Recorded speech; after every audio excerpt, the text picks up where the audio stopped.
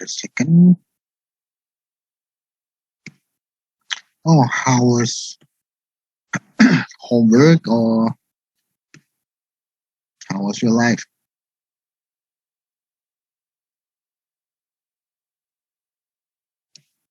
Let me check for your attendance first.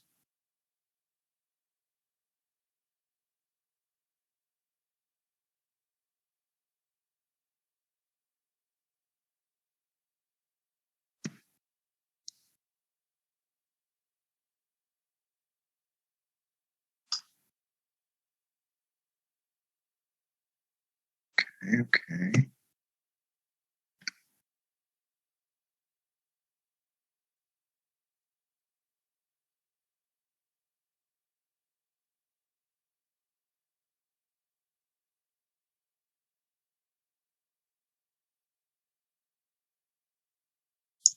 Okay, done.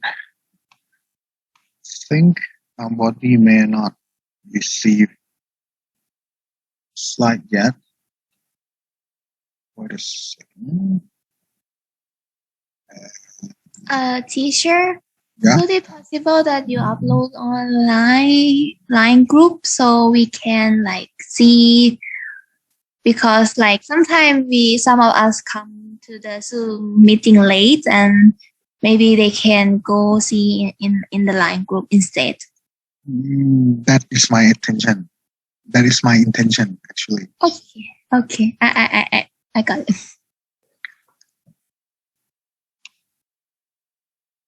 Okay, so it's fine if you want to share with your friend, but no, my intention is no, I won't give to the one who not participate in the class. Okay, let's start. Do you have anything you want to talk to me about the previous chapter? Any feedback? I think actually, like, let's talk about it a little bit again. In my opinion, and I think it is true that actually the mathematics involved in like previous chapter is actually simple. It's just solving a set of equations. But the problem is that sometimes the set is too large. Then you face with some big. Yeah, sorry. Could you correct the last exercise? Last exercise. Correct. What do you mean? You mean I should like explain to you how to do it, something like that? Oh, okay. Okay. Yes, I think I can show you if you want. So what kind of problem you're facing? So why you want me to show you?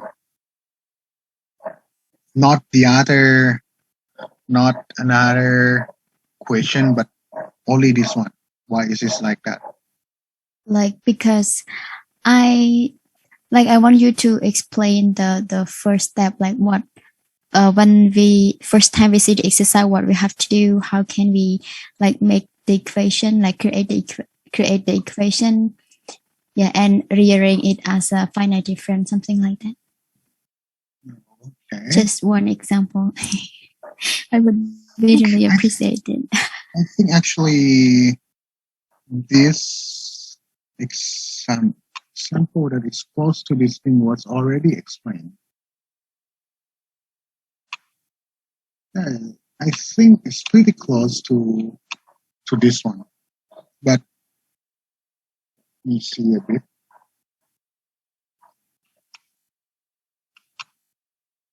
So this is the thing.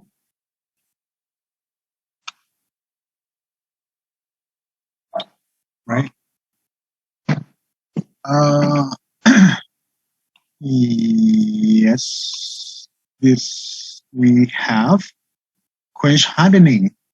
Okay, so you put some metals into water or something, water bath, right? Okay, and it's this copper alloy. And okay, initially this alloy has a temperature of 800 degrees Celsius with the K and alpha like this. And this is the alloy, right? This is the model that they want. This. Then they suddenly immerse it into a water bath. And this water bath, okay. So water bath has the H water, which is the boundary condition in this point around like the one that attached to the water. So on the boundary layer here, on the boundary point, we have this as the boundary condition. But the upper surface is not submerged in the water, so it exposed to the air. And then 1, 2, 3 here is exposed to the air. So here is for the boundary condition, you need to like utilize H equal to 10 instead of 100. Okay, so you use finite difference to calculate for it. Uniform mass side. Okay, so exactly yes, like this. I think this one they are trying to like guide you to some other approach, which you treat this block to be like symmetry. It's fine, can reduce like the calculation domain. As you can see, you don't need to calculate this part, right? But again, if you're not sure how to like set the condition at the node number 6, you can just flip it and have another point here. Like it could be 4, 5 here, 6, 7, 8, 9, 10. It depends on your notation, your like what you define. And it's the same with this equation, with all this. You can like, let's say for the node number 1, right? So you have a heat transfer into in X direction and in Y direction. And then we have a heat convection here. So this is the same for the node number 1. But instead, we also have the heat transfer from this side as well. Okay, so there are heat flow into the node number 1 in 4 sides, in all sides. So 2 of them is the heat convection, and another 2 is the conduction. So we flow from node number 2, from node number 4, or something like that. And then if you like start to create all of this, starting from the energy balance, and then you will be able to create the set of equation step by step.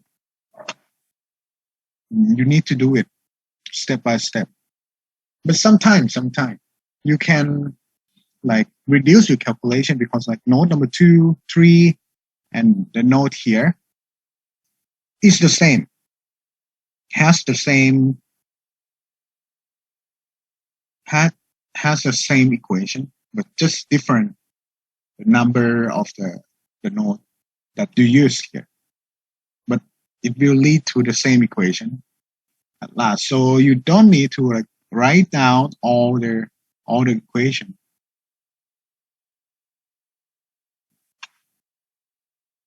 I'm not sure if this like sorry help you or not. What kind Teacher, what about node number 6? Could we treat like how do you treat the heat transfer in node number 6? So it's like, what will happen if this is in the middle? You need to ask yourself the question like this first. And actually you learn about it in, I think, maybe chapter 2, chapter 4 or so. I think almost every chapter you already treat this kind of condition. You already learn this kind of condition. So is the rate of heat transfer equal to 0 at this point? Very similar to the insulation.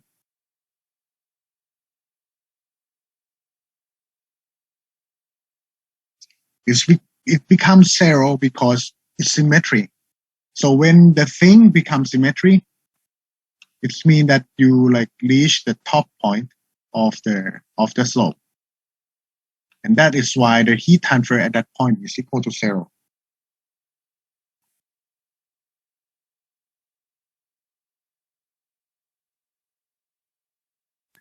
I actually treated, I only like consider 1, 2, 3, 4, 5, 6, 7, 8, 9. I don't consider the other portion of the block. So I treat it as node number 6. It's convection from water, and the other side are all conduction from node number 5, number 3, and number 9. So instead of like the heat that gonna flow from this side, right? Actually, there will be heat flow from this side, but if we treat our system to be symmetry, there will be no heat flow.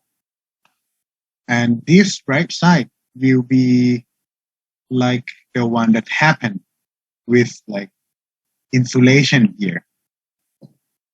So pretty close to this one, that we have insulation right on this side. I actually treat it as a convection from water. Yeah, I get it. Yeah. Yes, It's like, it takes time. It takes time for you guys to like, I think, to have this thing like, how to say, absorb into your blood, into your, in every cell of you, something like that. It takes time. Teacher, so we want to calculate the temperature distribution in the copper alloy block after 10 minutes by using like delta T equal to 10 seconds. So which means the number of time step is 60, right? So we have to calculate 60 Yes. time. Yes, right? Exactly. 60 time, right? Yeah, 60, yes.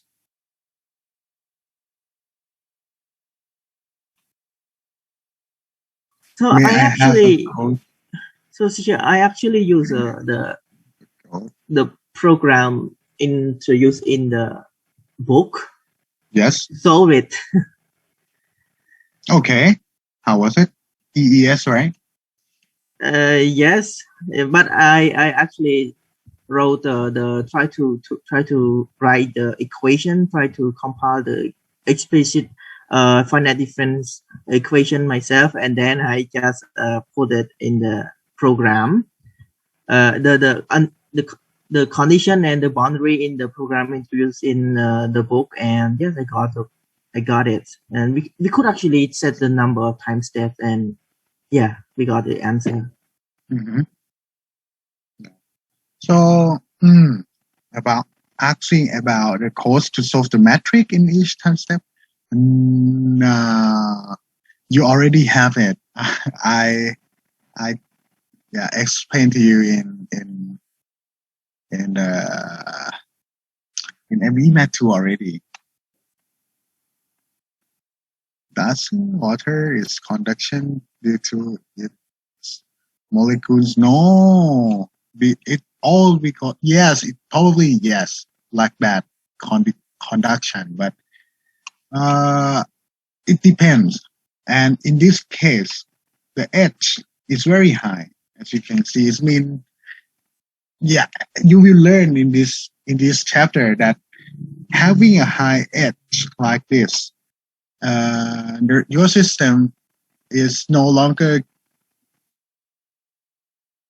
considered as a conduction, and there will be like some fluid flow inside. This like indicate that there is some fluid flow. It's not just in my understanding, leading from this value, is mean that this water bath doesn't have like just doesn't set the water to just stay still, but they actually circulate it, and this will like remove the heat from the block. So that's why they model this stuff using the heat convection, very simple law of cooling of Newton. Yeah. And for the code to solve the matrix, no, I think like maybe in the week number 3 or 4 in ME Math 2, we already learned a lot of how to solve the matrix, and that is the same. That is the same thing with this thing here. You need to link your knowledge between what you. Oh no, not by my knowledge, please. Oh.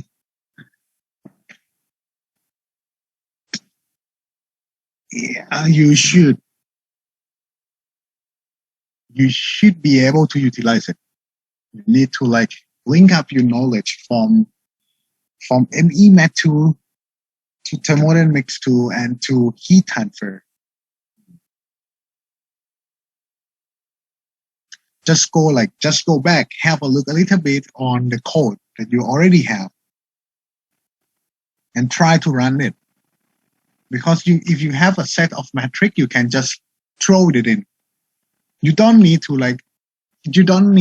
some fancy code that like you just set the boundary condition, but just only like if you already able to like fabricate this type of equation, right?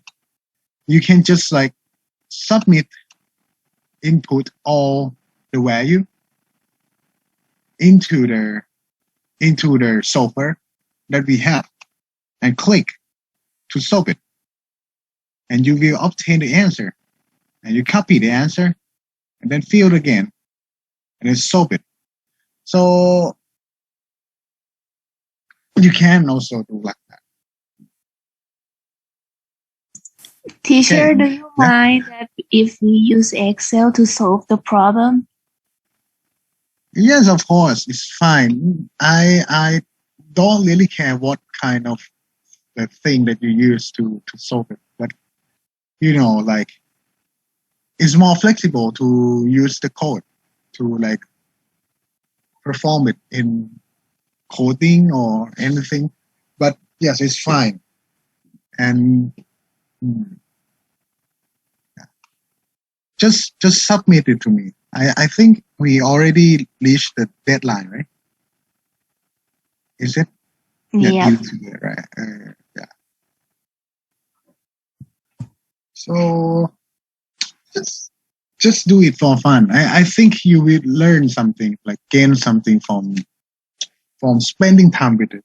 So that is why I decided to talk about this thing in this course.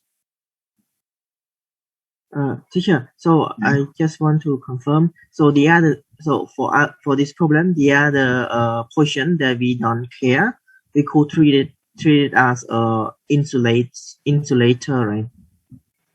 Yes. Okay. Okay. So let's move on to the convection. Things will get more complicated after we talk about convection, and then will be like the most complex when we reach the point of radiation.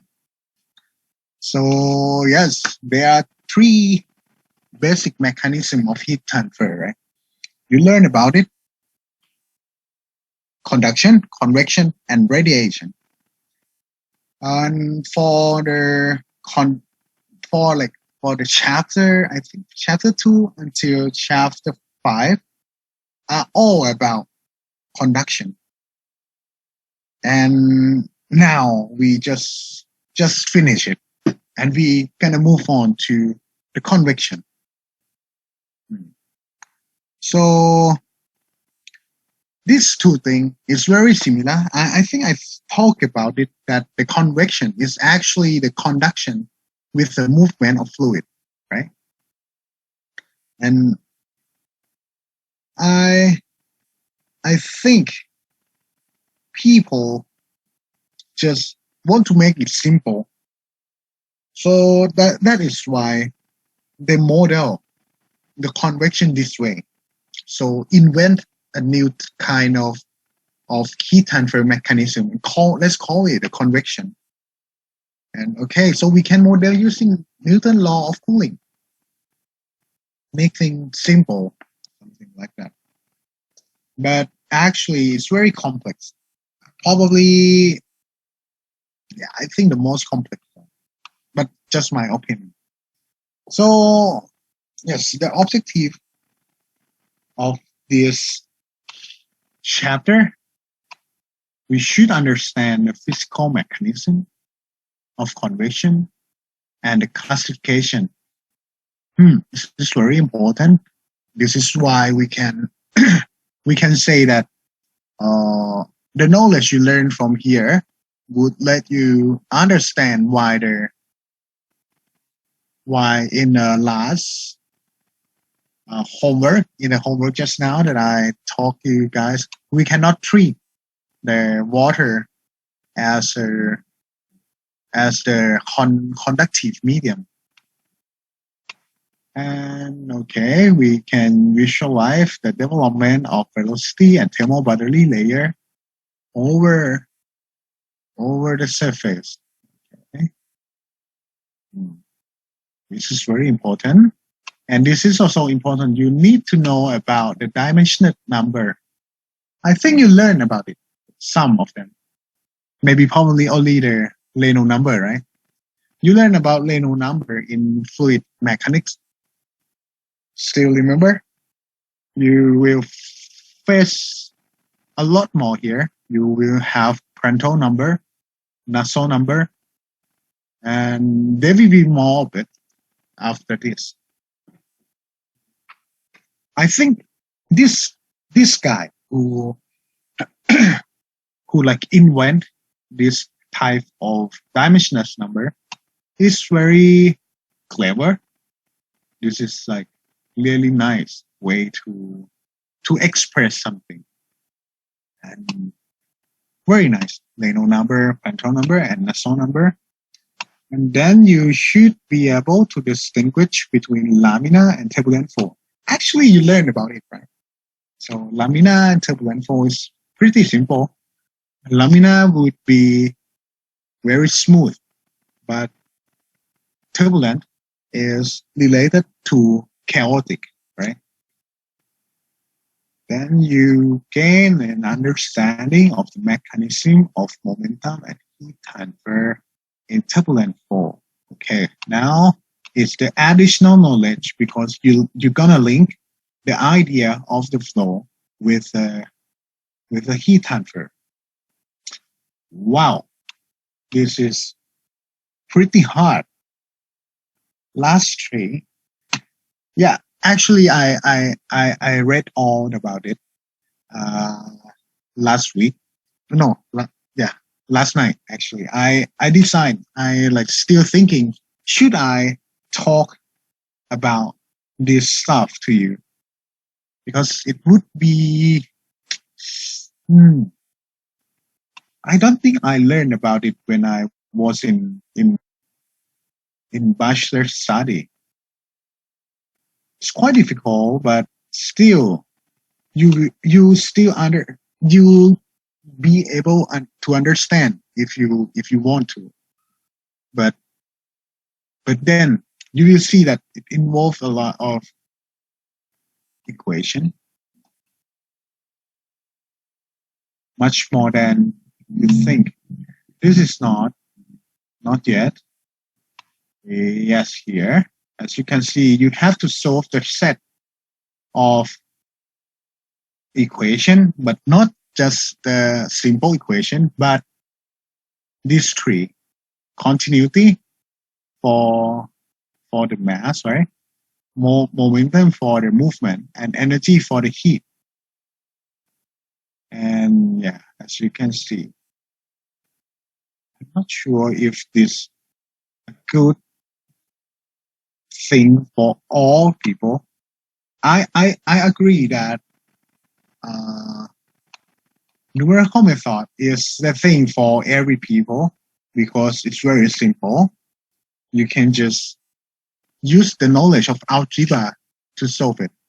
But then this is another thing. This involves a lot of some advanced mathematics. But I will like take my time and think about it more and more.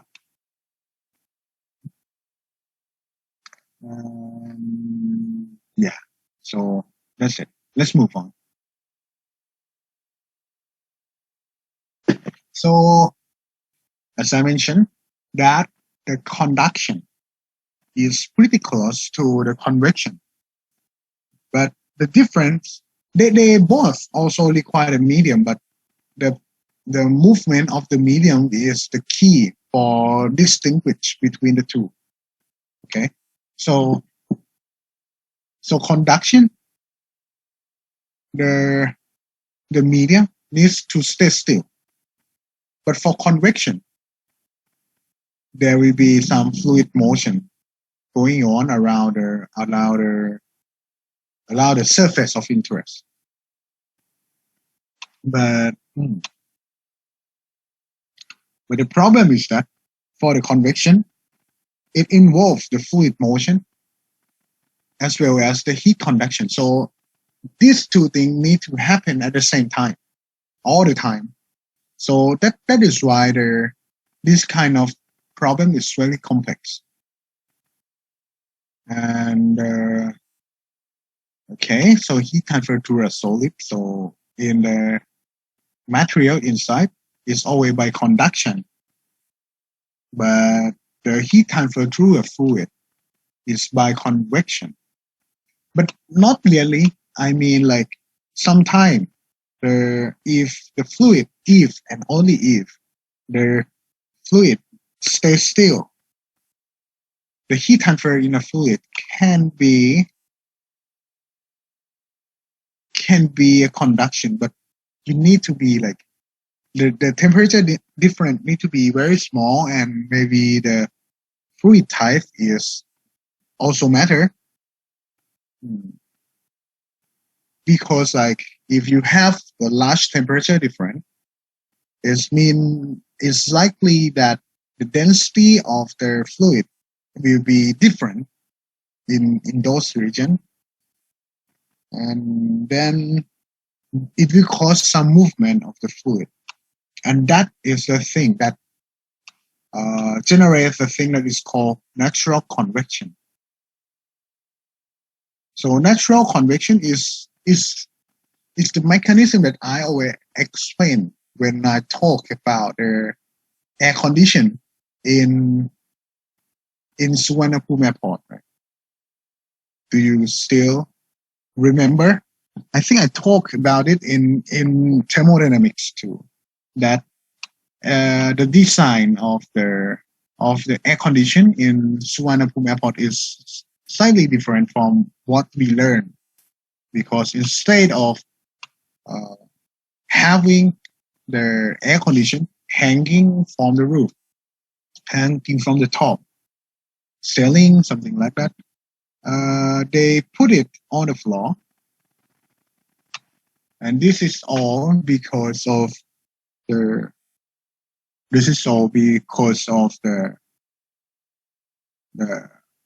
problem that the hot air is rising and the cool air is moving down. So it's generate the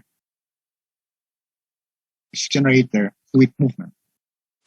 And this is the natural convection. So it's occur by itself, occur by the buoyancy force. That's right. But there is another type of convection. It's called forced convection. So force. You are being forced to do something. You are being forced to learn heat transfer, something like that. So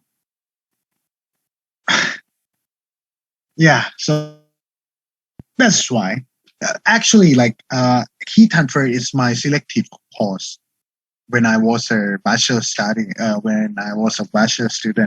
So it's just different from you. So you can learn a lot when you enroll or enter to this school, to this university. It's good for you, I think. And so forced convection, right?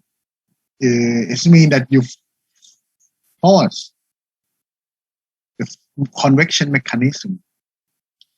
What you can force the mechanism is by putting a fan, or maybe generating the fluid movement that is really helpful to remove heat. And as you can see, sometime you have the fan, right, connected to the heat sink of your CPU, of your CPU in your PC, right? Just to help removing the heat. And that is the forced convection. So natural convection occur naturally. Forced convection occur by someone forcing it to occur. Okay. So we will study within case of the convection. Okay. That is all, I think. I cover all of it. And then, yes, the fluid motion actually enhances the heat transfer. But I think there are some people who don't think that the convection is a mechanism. So there is only two mechanisms of heat transfer in this world, which is the conduction and the radiation. It's all because the convection is the combination between the fluid motion and the conduction. So when they calculate something, maybe in simulation program like ANSYS, something like that, they don't model it this way. They modeled it differently, using the heat conduction plus the fluid movement, not just the law of cooling. Okay, but this is the concept of the convection. So it did enhance heat transfer, because for the conduction there is no convection current, so no fluid movement. But for the convection there is some fluid movement. And then when they move, they bring the cooler fluid into contact and like remove the warmer air out of that area. So that would initiate the higher rate of conduction because there is cooler air attached to the surface.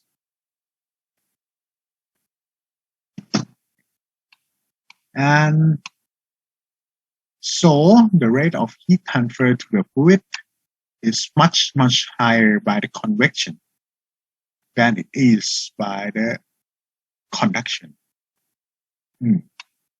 Okay, so yes, as you may feel when you like, let's say you sit on there just in front of a fan, and you turn it on with a volume of 1. So there will be like a not so fast air moving past to you, right? And you will not feel cooler by that fluid movement. But if you like switch it to like the volume number 3, then there will be like a huge portion, a huge chunk of the air flowing through you, and you will feel much cooler. And yes, that is why the higher the fluid velocity lead to the higher the rate of heat transfer. So that large fluid movement generated by the fan remove heat from your body. Okay, your body is an engine, so your body generates heat, right? We discussed about it.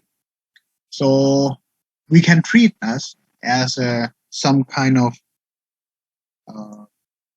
one big sphere that generate heat, and then if you like have a fan to flow fluid over it, you will see that there will be some heat removed from yourself.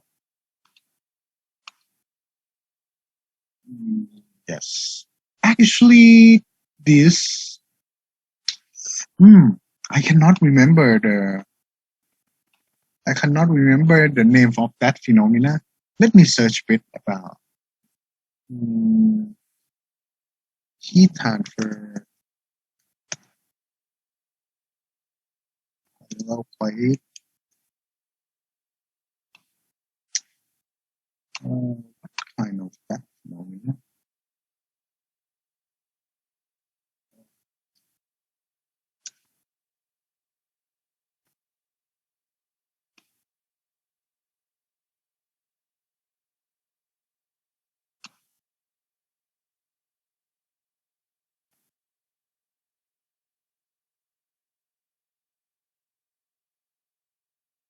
What's it called?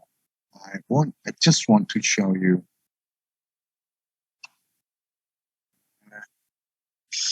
Why suddenly I forgot it.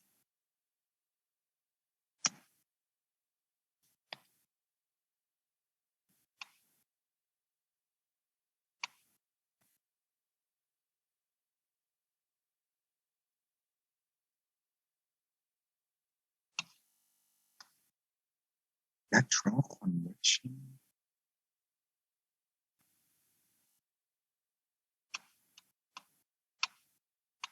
Okay.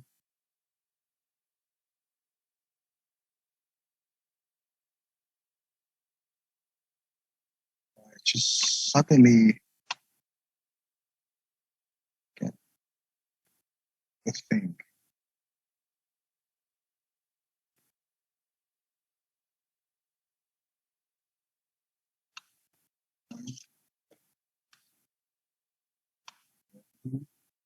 Okay, it's fine. It's fine. Next time, if I like have that name pop up in my mind, I will send the example to you. Just totally forget.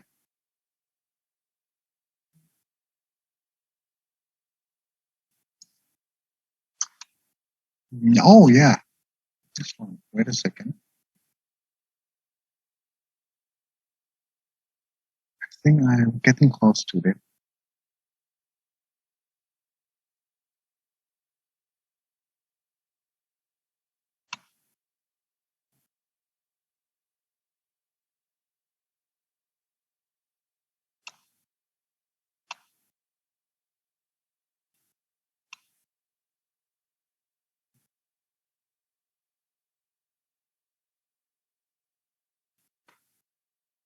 This one, this one. The name is not so.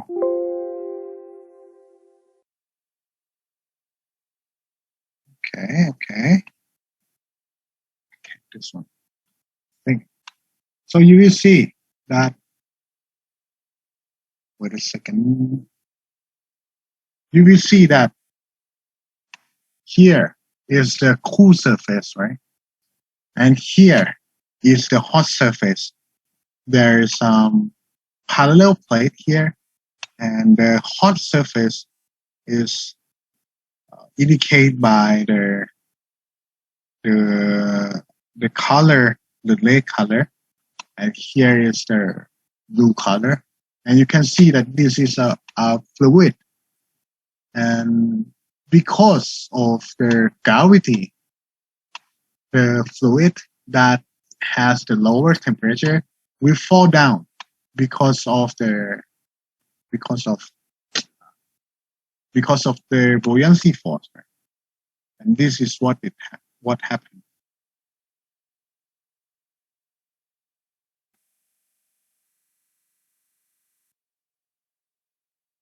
This is like happened from the simulation.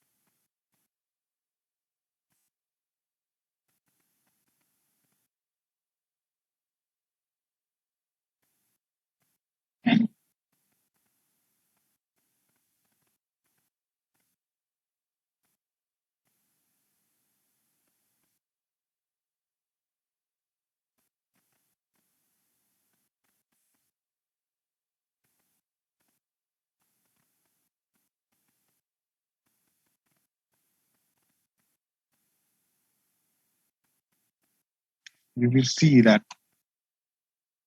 the temperature, the cold one moving down, and the hot one will moving up like this.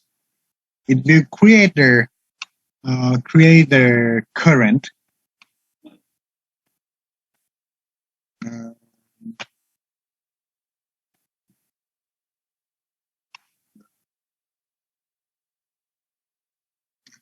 maybe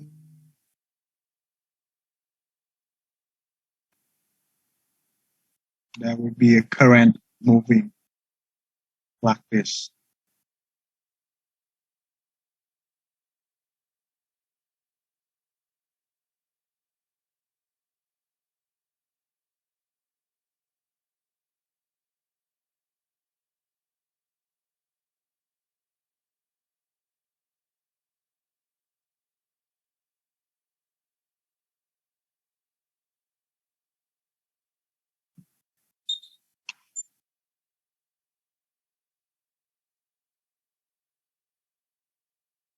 Okay.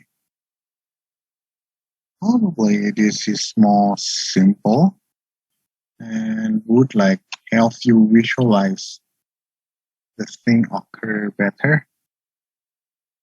Let me show you this one again for another example. So the same, we have the hot and cold.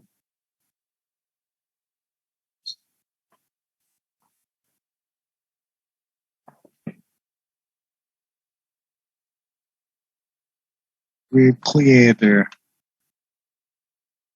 this kind of current.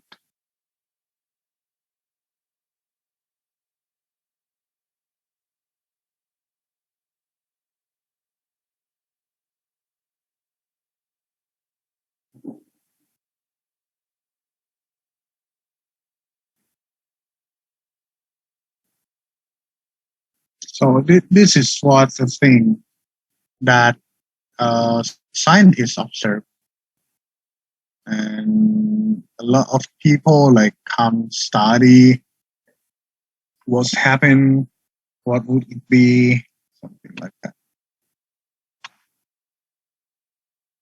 And it's all from the simulation now. I think we can also find a experimental result somewhere. But that's fine. I think this is better in visualization. So the convection heat transfer, of course, strongly depends on fluid properties, viscosity, conductivity, density, specific heat, as well as fluid velocity. So very complex now. Depends on so many things. How can I include all that parameters into one single properties or one single equation? Not only that, it also depends on geometry. Oh my God. So there is no general form, generalized. So when you say that convection heat transfer depends on geometry, it means that if you have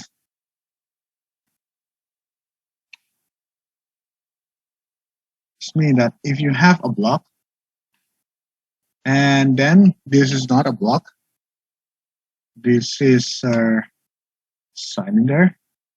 What is it? This is cylinder, and you press it on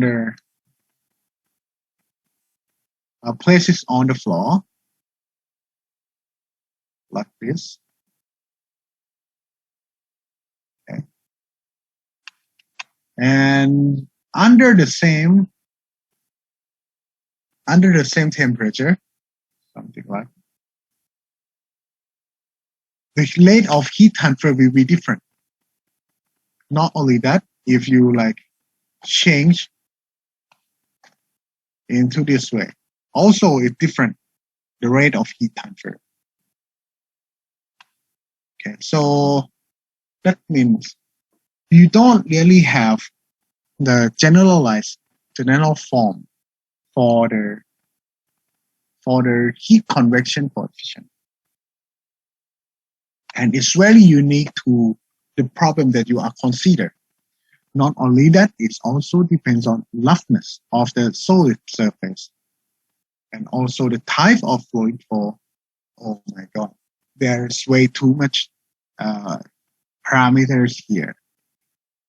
But then people who is way too lazy, like me and like somebody else, they say that, okay, we probably need to use the Newton law of cooling to describe the fluid flow.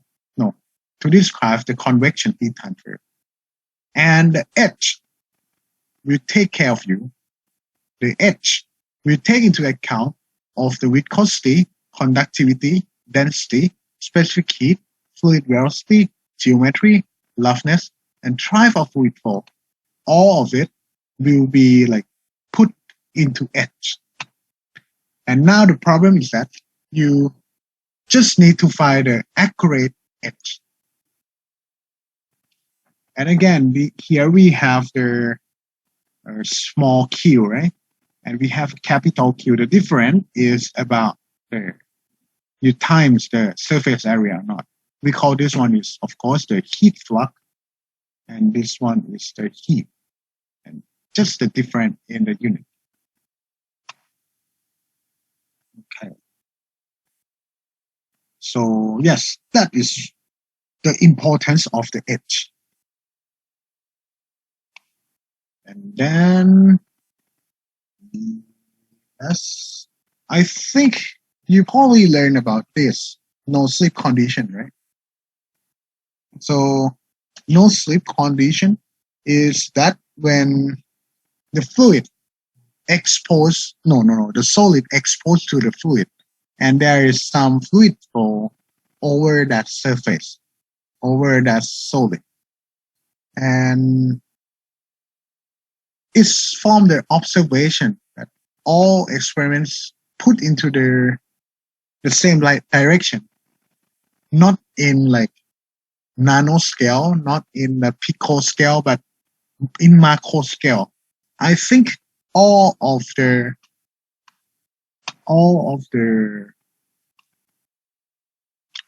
experiment point to the same direction, that the fluid will come to a complete stop at the surface, and they will be like the velocity will like goes down to zero relatively to the surface, and that is due to the viscous effects. And so they called it as a no slip condition. Okay, and yeah, actually, I think this is the video clip about the no slip condition. Let me show you a bit about it. Okay, this one is nice. The quality is low.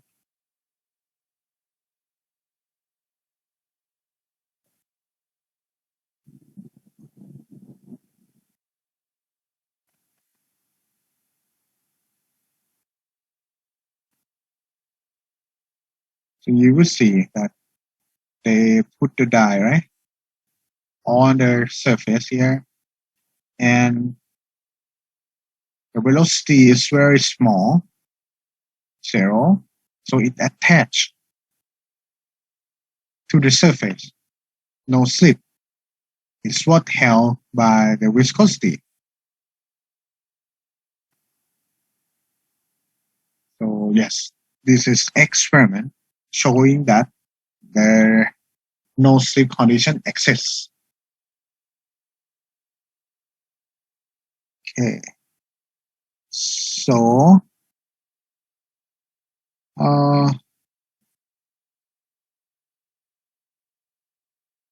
then, because as you can see here, because of no slip condition, it leads to the development of the velocity profiles of whatever, but velocity profile of air or fluid, something like that. If you have something like this, we have a uniform velocity approach the plate. So the velocity of the air, of the fluid that attached to this interface, at this interface, the velocity of the fluid will become 0 at that point. And then here is the kind of the velocity distribution showing that the velocity at the interface becomes 0, and it will like getting increased and reach to one point like this. So the fold region adjacent to the wall, which means that adjacent to the plate, it has some velocity gradient. And at that point where the velocity gradient exists, we call it the boundary layer. Okay? We call it the boundary layer, so probably somewhere here.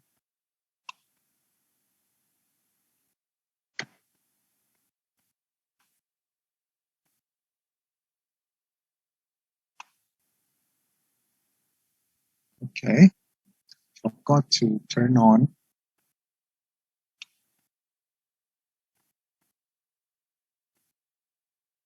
So with the implication of no slip condition, that the heat transfer from the solid surface to the fluid layer, it means that the heat transfer from the surface to the fluid is by a pure conduction. It's all because there is no slip condition at that point. So there is no fluid movement that to the layer that very next to it. So the fluid layer is of course motionless.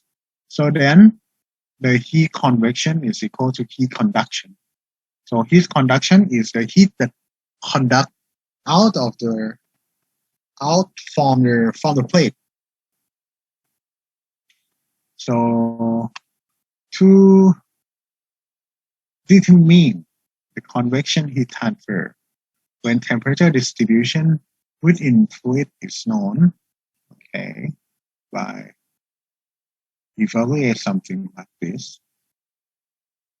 Okay, not so important, I think, because this is about how you like evaluate for the edge. It's all about the experiment, and we didn't even conduct an experiment. So I don't think we have to care. I don't think we have to care much about it. But about the no slip condition and boundary layer, we will come back and talk about it again soon. And there was this guy, very nice one. I think he probably one of the big influencer in heat transfer field. So Wilhelm Nassau, right? Born in Germany, and 1915. In that era, it's about the same era with like the start of the car invention, something like that. So we talk a lot about the heat transfer, but then what is his biggest contribution, in my opinion, is this thing, the Nassau number. People name this number after his name, so must be very cool guy, right? I mean, like when you name volta, and people name the unit of voltage as volt, and you name galvanic, and people name the battery cell as galvanic cell, something like that. So it says something about your contribution to the field, right?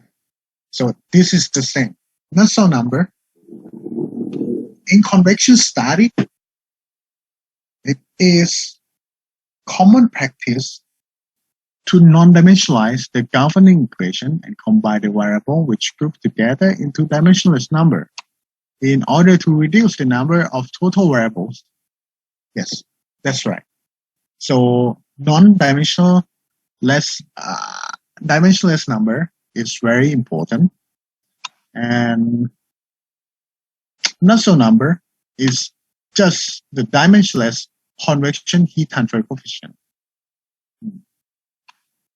So it is a ratio between the heat transfer to the heat convection and over the K, which is the heat conduction, right?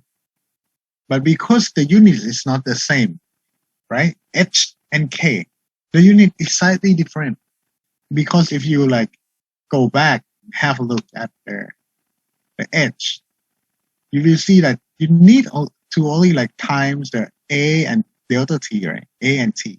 But then in the K, for the heat conduction, you have K, you have A, you have T, that's right. But then you have to divide it by the L, right? So that is why you have the L present here, just to correct it, to correct the to be the same, so that it could become a dimensionless number. And this is the same with the Leno number. It's the same thing. So as you can see, this is the derivation. We have the heat conduction, right? And we have the heat convection. And the ratio between the two is, you can see that delta T can cancel each other out. You have the HL over K become the Nusselt number like this. So yes. So the Nusselt number, as you can see, that it is a ratio between the heat convection and the heat conduction. So the more the convection, like 2 times higher than the K, it means that you have the heat transfer to the convection more than the K for 2 times, right? And that Nusselt number indicate this ratio. So the larger Nusselt number, the more effective the convection. Okay. LC is very important actually, but it's not the, how to say, it's not the thing that, it's a thing that's set by people, because we call it characteristic length. So it could be any length that is the character of the geometry. I think you will learn more about it in details in next chapter. Okay, so we talk about convection in daily life. Just like here, this guy probably like have a meal at night. He has a sausage in the refrigerator. So he press it on the plate here and put in the microwave. Then he put it in the microwave oven, and after a few minutes came out. It's way too hot. It's way too hot. He just want to eat this sausage and watch the Netflix, something like that. But then he cannot even eat it. So what should he do? Of course, he blow the air, right, on the food, just to remove the heat from the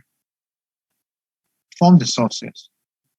And that is the thing that we do in our daily life. Also, yes, about stir the soup. But this is it's also about a mass transfer. Boil hot slice of pizza. Turn on a fan on a hot summer day. And the higher the fan speed, the better we feel. Of course, this is all the convection heat transfer. Okay. So now we talk about the classification of fluid flow. So there's two things that you need to learn first. If you do some calculation in ANSYS, there will be the option for you to select which flow, which type of flow you want to consider, viscous flow or inviscous flow. So viscous flow is the flow that frictional effects are significant. Actually, we should say that this is the real phenomena. When you consider the flow over the plate, if you let's say you want to determine for the coefficient of drag force, I'm not sure.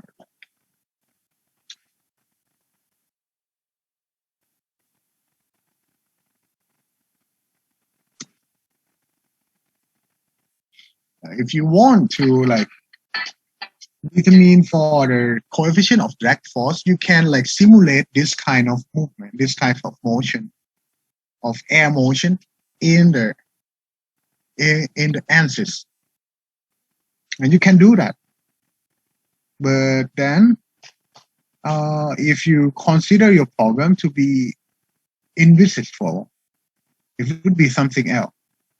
There will be no air, no force that was dragged by the fluid movement that passed through this lesion, because it's like you don't have the skin friction deck.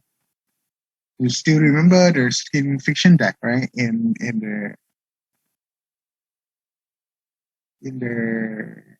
the fluid dynamics. Oh yes, you can select and you can do it. Maybe you should have a look at it. There is inviscous flow, but of course there are regions that not close to the surface, but so it means that region don't actually has interaction to any other part. So we don't actually need to consider it. But yes, of course, we need to know what is it, what does it mean, inviscous flow or viscous flow. A little bit, if do we have example here?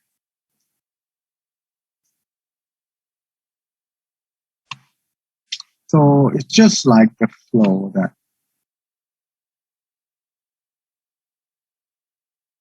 it's just like the flow that don't even care about your geometry. Okay, fine. I'm not sure. So, okay.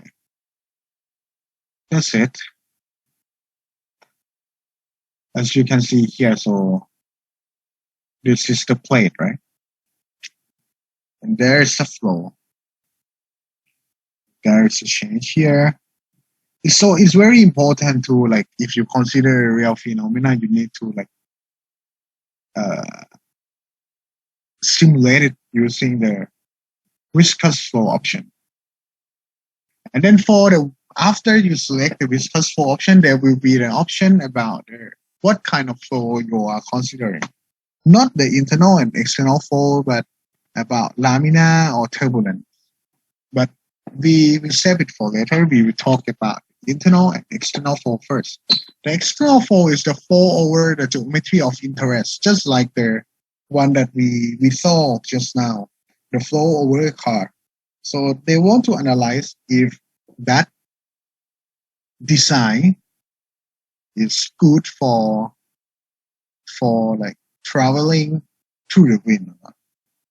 And I think you never learn about this, but because you don't register in EV course with me, right? Actually, I think Tesla Model S,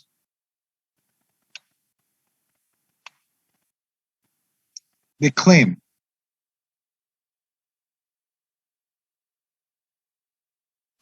that they have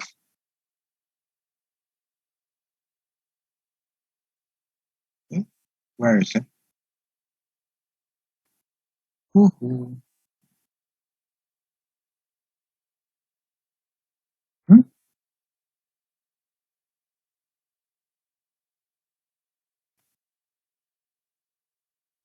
Okay, yes, they have the lowest drag car. They have the lowest drag on Earth. I don't think this value is the lowest one, but pretty low. But what they mentioned is the lowest drag car. It means that with all contribution, with all the things considered, there is lowest drag force on this car. So yeah, if you are an engineer who design the body, you need to consider if the body you design would help for reducing the drag force. And that is the importance of the external flow. For the internal flow in the pipe, the flow in a duct, like of course the water that flow in the pipe is the internal flow. But another example about the internal flow is that the air that was conditioned using a chiller and come through the duct to your room. So not you can like have you can see example about the thing that I say in C building. The system that we use in the second floor around the mechanical engineering department is this kind of system that has the internal flow a lot, flow all over the floor. So, okay, we talked about it, water flow. And okay, here is, we also have open channel flow.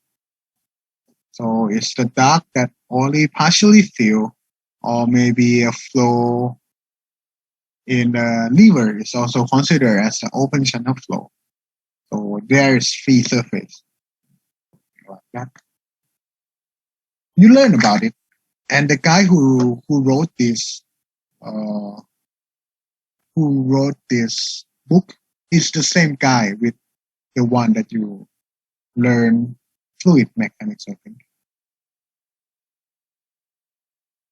Okay, we also have the incompressible flow and compressible flow. So I think we talk about it. I'm not sure like when.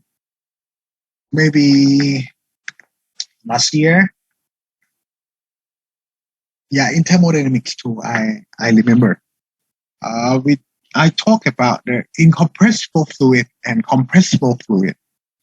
So yeah, the incompressible fluid is when you try to compress it. You try to compress the fluid, and the fluid remain constant. The density of the fluid remain constant. But the compressible fluid is the fluid that the density change during the compression, and we called it the incompressible fluid and then the compressible fluid. And now we apply that idea to the flow. So we have incompressible flow and compressible flow. So the incompressible flow, we can treat like we riding a car through the to the road, something like that. And there will be some air flow on your car. The speed is not so high, so the fluid property remain the same. But it's when you rocket, spacecraft, something that involved with such a very high speed. They travel with high speed, so the density of the fluid cannot react sufficiently fast enough. So it changed. The property changed. The density changed. Then we consider it as the compressible flow. And yes, if the flow speed, which defined by the Mach number, is high, so we say that it's compressible flow. So gas flow often approximate as incompressible flow if the density change under 5%, which is usually the case when the Mach number less than 0.3. So Mach number equal to 1 is the sonic flow. Sonic flow is the flow that has the same velocity with the speed of sound in air. And subsonic flow is the flow is slower than the speed of sound. And then we have the supersonic and hypersonic. So the compressibility effect can be neglected at the speed under 100 meter per second. So 100 meter per second is about 360 kilometer per hour. I don't think we have a passenger car to drive that fast. It would be so dangerous to drive that fast in the road like in Thailand. Okay, so now we come to the laminar and turbulent flow. And I think you know it, right? About the laminar. So the fluid is organized and the flow is very smooth like this. And the flow with a high viscosity fluid usually have a laminar behavior. But for the turbulent, it's the flow that very complex like this, highly disordered, chaotic. I don't know, whatever you can call it.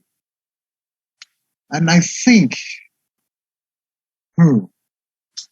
this is the thing that probably one of the most complex problem in engineering, in this world about turbulent flow. Somebody don't really understand about turbulent flow. Not somebody. I mean, I think almost everyone don't really understand what is going on there, why it is like that. And then in between the laminar and turbulent flow, we have a transitional period. And so we call it a transitional flow. So it's alternate between the laminar and turbulent. Okay. And then force flow, natural flow, I think we mentioned about it, right? Yes, I mentioned about it. So I will skip. And then we have steady state versus unsteady flow. So steady mean no change with time. But unsteady means change with time, right? So we can also call it as a transient flow. Right? So change with time. And then we have the term uniform So uniform is uniform. So no change in location. No change with location. Periodic is something that it's unsteady flow, that the flow will move in periodic. So it's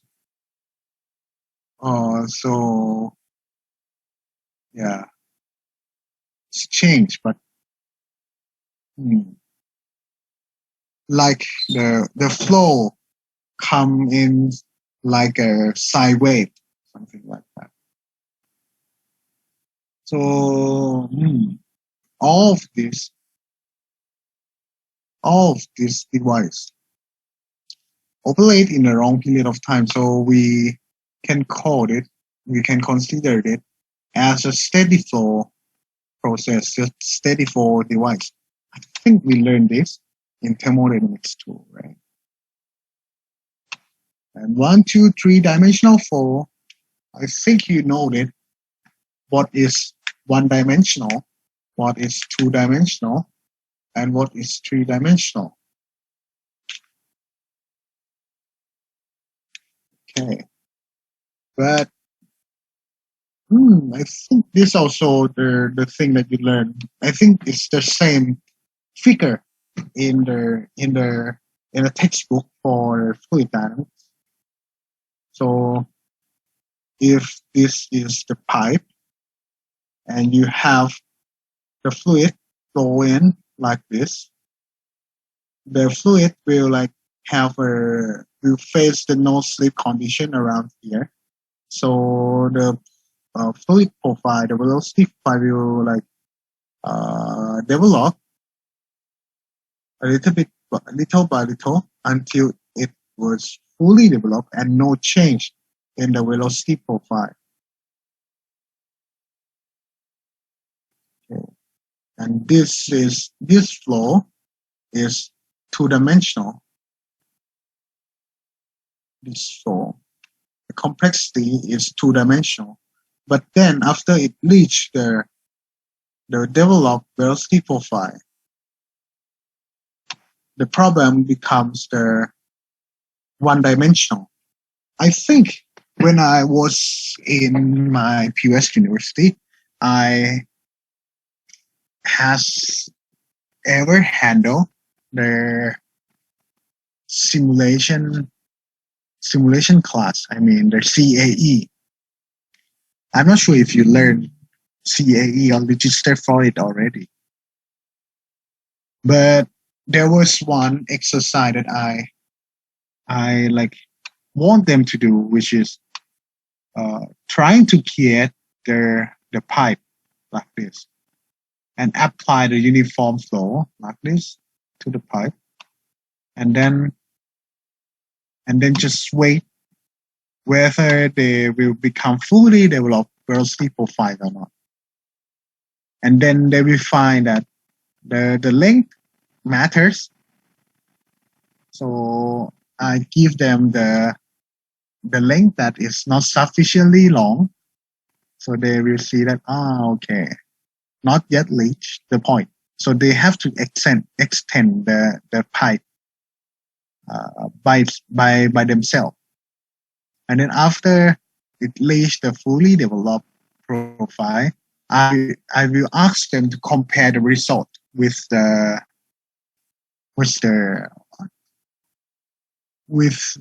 analytical solution. And yes, we now have the velocity boundary layer. So velocity boundary layer is just the boundary layer of the velocity. And there will be two things here. We have velocity boundary layer, and we also have thermal boundary layer. So this is the boundary layer of the thermal of the temperature. So the difference is nothing. It's just the quantity that you are consider. Okay. So boundary layer is the layer that that that still have some change. Okay, still have some change, and that is where it is the boundary layer. So for this one, for the velocity boundary layer, so it means that the velocity still have some change in that point. So we say that it's the boundary layer. And then, okay, so yeah, this is very nice one. They said that it is because the shearing force caused by fluid viscosity still be realized in that region. Also, boundary layer thickness typically defined as the distance y from the surface at which the u is equal to 0.99 v. So what is v? The v is the velocity here. The velocity that you like put into the region, and then there will be some development, right? And the boundary layer is defined as the point where the u, which is the distribution here, is equal to 0.99 v.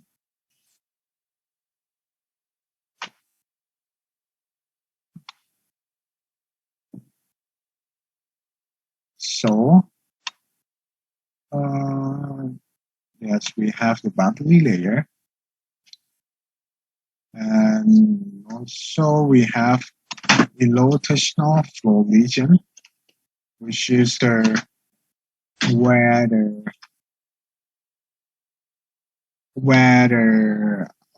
region without the rotational.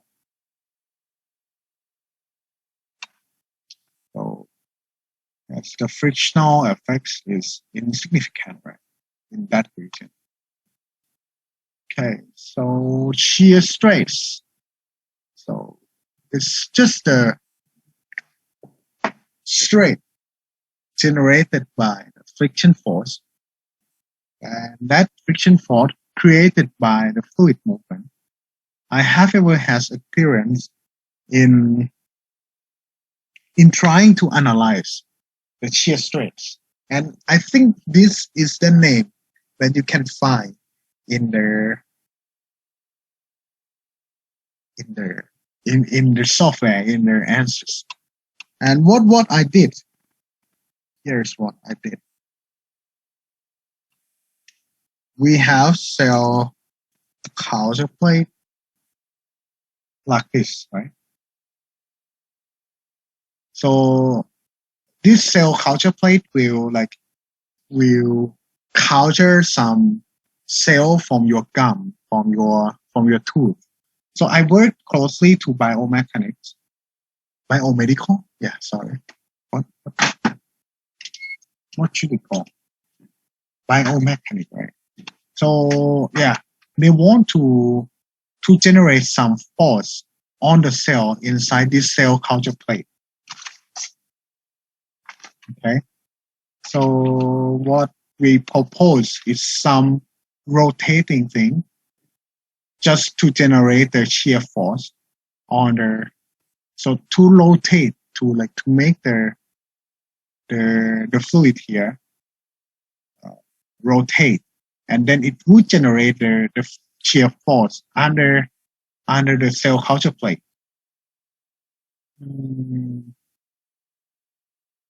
And so we create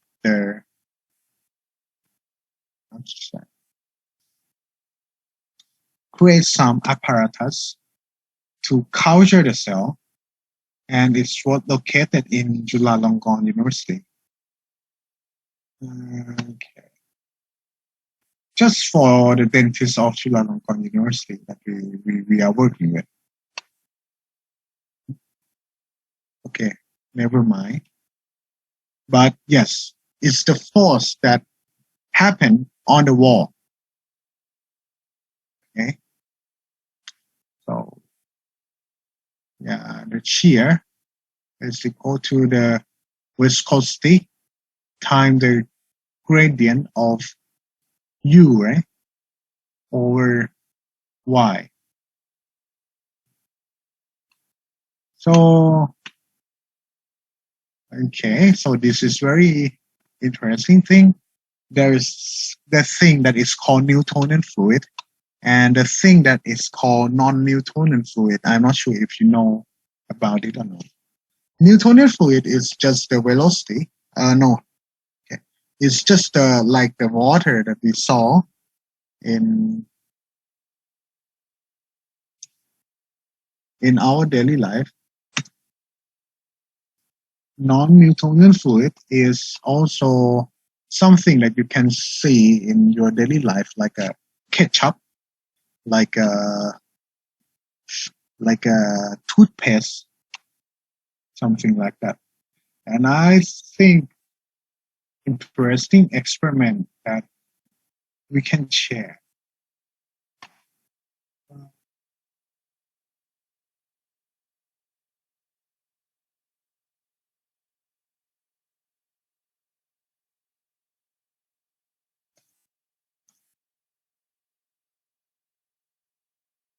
Start with this one.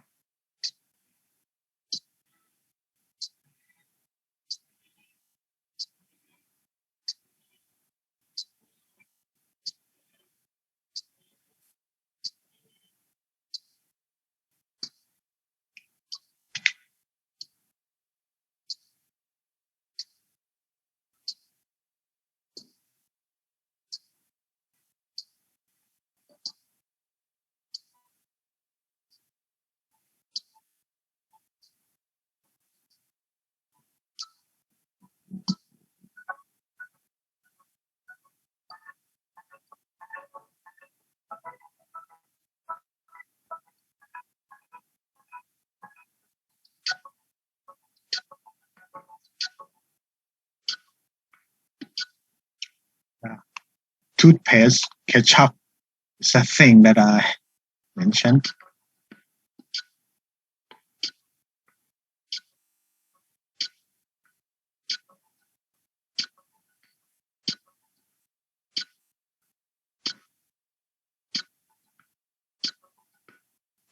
If you walk slowly, yes, you will like fall into the pool.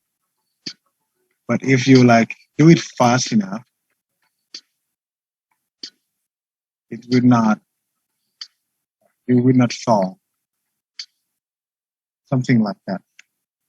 You can have a look at it by yourself.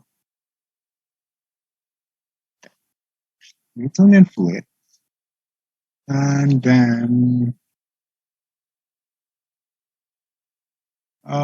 yes, but we have to note that this relation is only valid for the Newtonian fluid. For the non-Newtonian fluid, I think we has the viscosity that change. So we cannot just simply treat it as the linear relationship like this.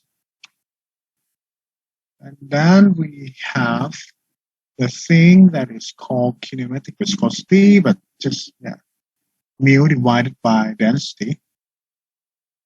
Wall shear states. So not so important, I think, at this point. This as well, the friction force over the entire surface. Not so important. I cannot remember if there is any involvement in this thing. Probably have. But if we have to talk about this, we will come back again. So the viscosity, the difference in viscosity, the higher the viscosity is it's more difficult to create the turbulent force. Also, we have the thermal bodily layer.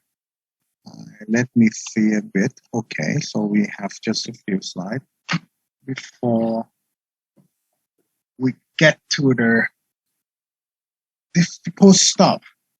The thermal bodily layer is the same thing, as you can see. So the definition is the 0.99 times the environmental temperature, and the surface temperature. At that point, we call it the boundary layer. And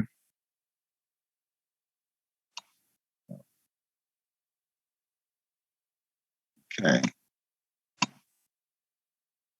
All right.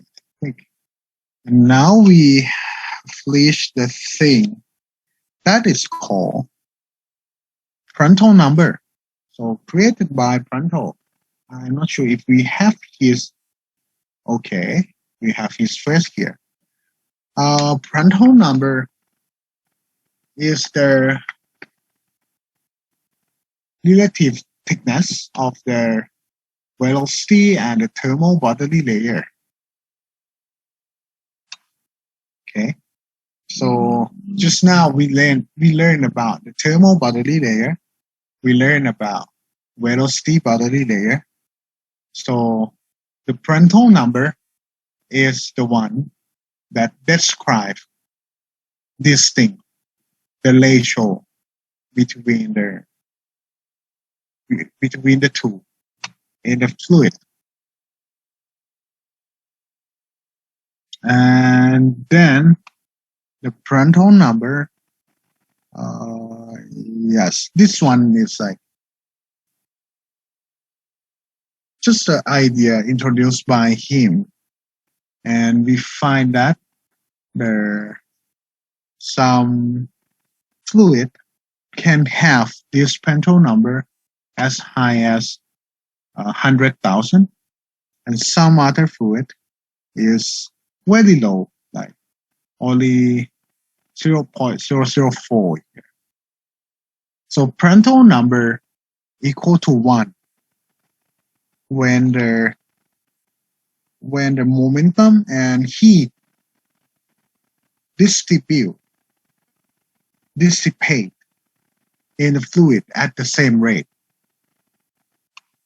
But then in some fluid, we have heat move more quickly.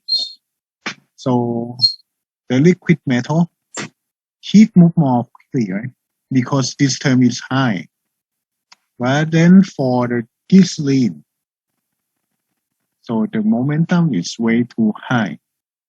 Something like that. So it was a very poor heat conduction, something like that. Okay, so yes, this is the Prandtl number. We will come back and talk about it again in the next chapter, I think. Okay, this is his face. And then we have the lamina, turbulent, and transition flow. I think they try to talk in details about the lamina, turbulent, and transition flow. But I think you already understand what it is, what they are, but there will be some part that I think we should mention is that okay, let's consider this thing. You know that this region is laminar flow because the flow is very smooth, right?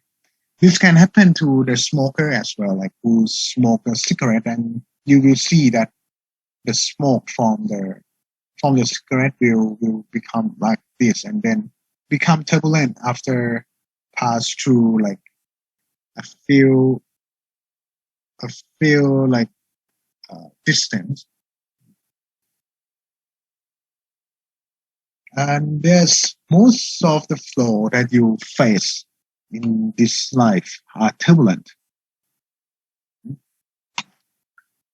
And then for the Reynolds number, this is the one that you use to classify the flow into laminar, into transitional, or into the turbulent.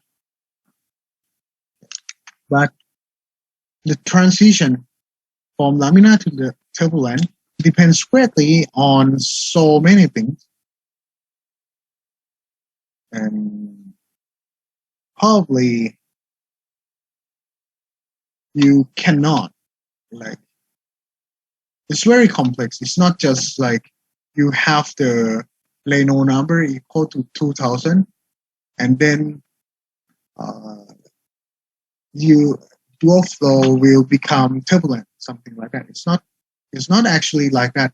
It's depend clearly on the geometry of your system. But yes, for the Reynolds number, it's just the ratio between the inertial force and the viscous force. And that leads us to this thing. So it means that when you have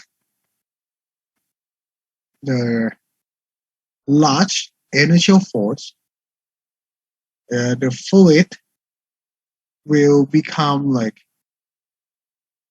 not under control. So it will be like kind of random rapid fluctuation of the fluid. But then if the inertial force of the fluid is not large, so the viscosity or the viscous force is sufficiently large to like suppress the fluctuation, and we keep the fluid in line. And that is happen when the viscous force is very large, right? So Reynolds number will be low, and that is when we call it a laminar flow.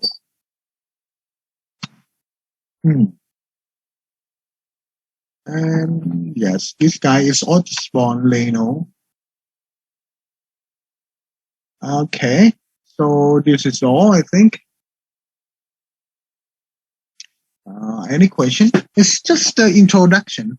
It's just introduction. So I don't think we really like. I don't think we need to go into this. I think it's way too much for you guys. I'm not sure, but if you like really, let's say like if you really want to study this part, I will have a talk for you. But I think I don't know. Then the next time we will come and have a discussion about external force convection. This is very important. You will face with the flow over a tube bank like this. So in this tube bank, you may have the fluid flow, which is the heat, very hot water flow inside into our direction, and then you will like have another fluid that you want it to gain some heat from this hot water flow over the tube bank. And as you can see, there will be like inline arrangement and stacker arrangement like this. It will lead you to some very complex,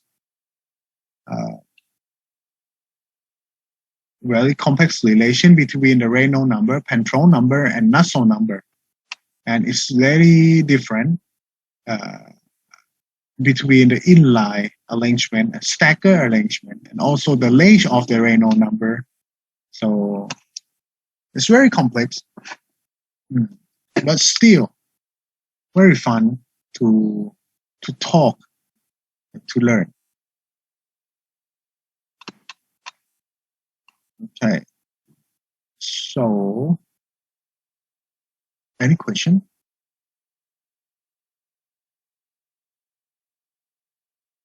No.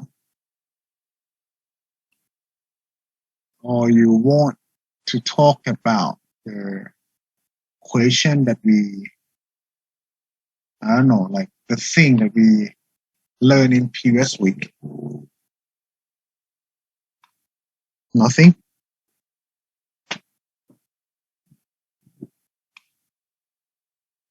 Teacher, for like somehow like we have to calculate it something like that, and I'm not sure for other, but for me, I kind of, it's hard to write a program for it.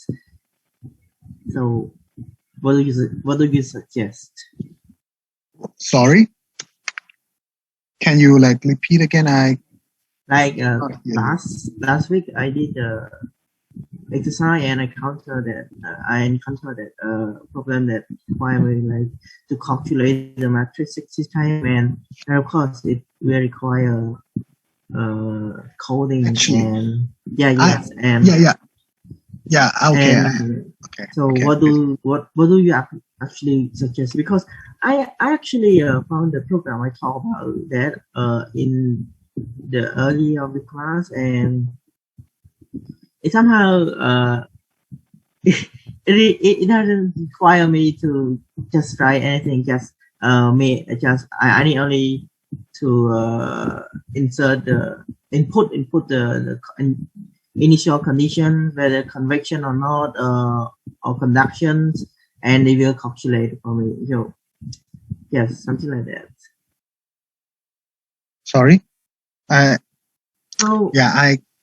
cannot hear you. I'm so sorry. I'm not sure if it's because of my speaker or not, but let me repeat what you said. It's like you asked me for a suggestion, but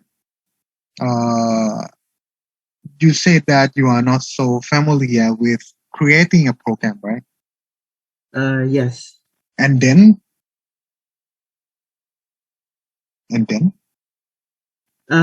So I use a program introduced in the book, and it kind of, I don't really